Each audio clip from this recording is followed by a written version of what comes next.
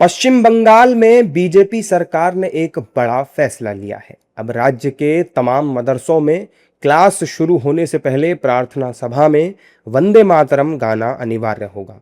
इस आदेश को minority affairs और मदरसा एजुकेशन विभाग ने जारी किया है। अब इस फैसले का कड़ा विरोध भी हो रहा है। विपक्षी नेता कह रहे हैं कि मुख्यमंत्री शुभेंदु सभी के हैं, ऐसे फरमान नहीं सुनाने चाहिए। साथ ही ये मुस्लिमों पर टॉर्चर है। चीफ में खत तो लिखूंगा ही, लेकिन चीफ मिनिस्टर को याद रखना चाहिए जो संविधान को वोट लेके सब धर्मावलंबी मानुष के लिए वो सब लोगों को, बंगाल को 11 करोड़ से ज्यादा आबादी है, सबको वो चीफ मिनिस्टर हुआ।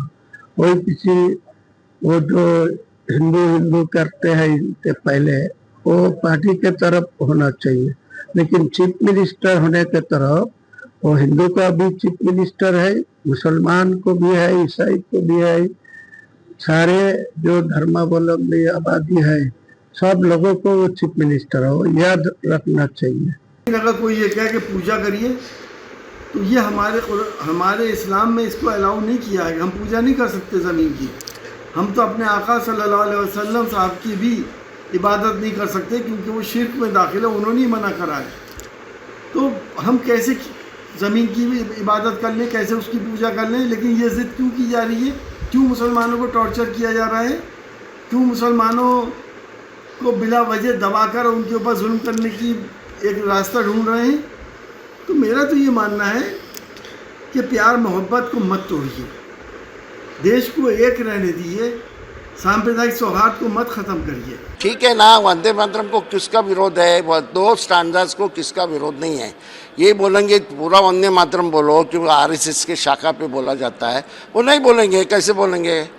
क्योंकि वो वंदे मातरम का क्या मतलब है? ये देश बड़ा है, इसकी संस्कृति बड़ी है, इसकी शान बड़ी है, ये उसका मतलब है।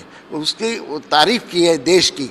आगे के स्टैंडर्ड्स हैं उसमें देव देवता आती है, वो इसका भाग ही नहीं है, राष्ट्रगान का ये भाग ही नहीं है। जबकि बीजेपी इस फैसले को सही बता रही है और कह रही है कि वंदे मातरम गाना गलत नहीं बल्कि सही है।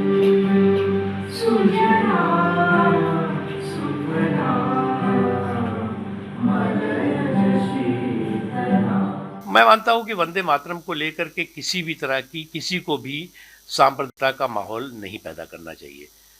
जो लोग जो है वो वंदे मातरम को लेकर के सांप्रदायिक असहिष्णुता और स्पर्शिता का माहौल पैदा करना चाहते हैं, अनटचेबिलिटी और इंटॉलरेंस का माहौल पैदा करना चाहते हैं, वो देश के सौहार्द के माहौल के ताने बाने को नुकसान पहुंचाने की कोशिश कर रहे हैं। ऐसे लोगों को सफल नहीं होने देना है। एक एसआईटी कमेटी बैठाई जाए मुख्यमंत्री के अंडर आई में, और उस एसआईटी कमेटी के जरिए प्रत्येक मुस्लिम स्कूल, मुस्लिम कॉलेज और मदरसा में एक सीसीटीवी कैमरा फिट कराया जाए और सुबह के जो प्रेयर होते हैं उसमें देखा जाए कि बच्चे वंदे मातरम बोल रहे हैं कि नहीं बोल रहे हैं।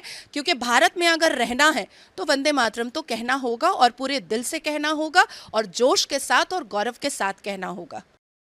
इससे पहले पश्चिम बंगाल के मुख्यमंत्री शुभेंदु अधिकारी ने 14 मई को स्कूलों में यह नियम लागू किया था। स्कूल शिक्षा विभाग के सभी सरकारी और सहायता प्राप्त स्कूलों में अब क्लास शुरू होने से पहले राष्ट्रगीत वंदे मातरम गाना अनिवार्य किया गया है और इसी नीति को बढ़ाते हुए ये आदेश मदरसा शिक्षा संस्थाओं पर भी लागू कर दिया गया है, जिसमें सभी मदरसा प्रशासकों और संस्था प्रमुखों को इसे कड़ाई से पालन करने का निर्देश दिया गया है।